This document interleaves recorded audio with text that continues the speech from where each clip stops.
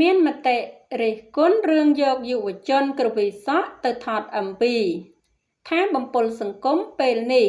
រ៉ាប៊ីឆ្លើយតបហើយជាមួយពាក្យសម្ដីមុតស្រួចមិនធម្មតាចាស់ជាការពិតណាស់អ្នកគាំទ្រតារាចម្រៀងរ៉ាប៊ីច្បាស់ជាបានជ្រាបហើយថាបទចម្រៀងរបស់តារាចម្រៀងស្រីរូបនេះភាគច្រើនបានផលិតសុទ្ធសឹងតែជាបទញាក់កន្ត្រាក់អារម្មណ៍រួមបញ្ចូលនឹងក្បាច់រាំប្លែកៗក្នុងនោះ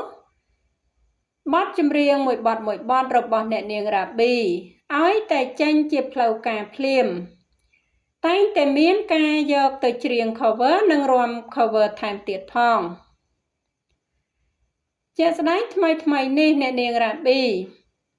បានបញ្ចេញចម្រៀងញាក់កន្ត្រាក់អារម្មណ៍មួយបទទៀតហើយមានចំណងជើងថាពូកែក្រឡាស់ដែលបទនេះកំពុងល្បីនៅលើ TikTok ដោយត្រូវបានគេយកទៅរាំតាមដោយឡែកបើនិយាយពី MV បទនេះអ្នកនាងរ៉ាប៊ីក៏បានថតរួចរាល់ហើយដែរដោយបទនេះអ្នកនាងបានយកយុវជនក្រលាស់សក់ដែលល្បីលើ TikTok ទៅចូលរួមសម្ដែងទៀតផងក្រោយការយកយុវជនក្រលាស់សក់ទៅថត MV នោះដែរអ្នកនាងរ៉ាប៊ីត្រូវបានមហាជនមួយចំនួនតូចនិងអ្នកក្នុងរង្វង់សិល្បៈខ្លះបានលើកឡើងថាអ្នកនាងបំពុលសង្គមនិងបានបញ្ចេញមតិផ្សេងគ្នាជាច្រើនទៀតចាស់យ៉ាងណាមិញជុំវិញការលើកឡើងខាងលើនេះដែរស្រាប់តែអ្នកនាងរ៉ាប៊ីបានឆ្លើយតបវិញថាប្អូនជាមនុស្សល្អ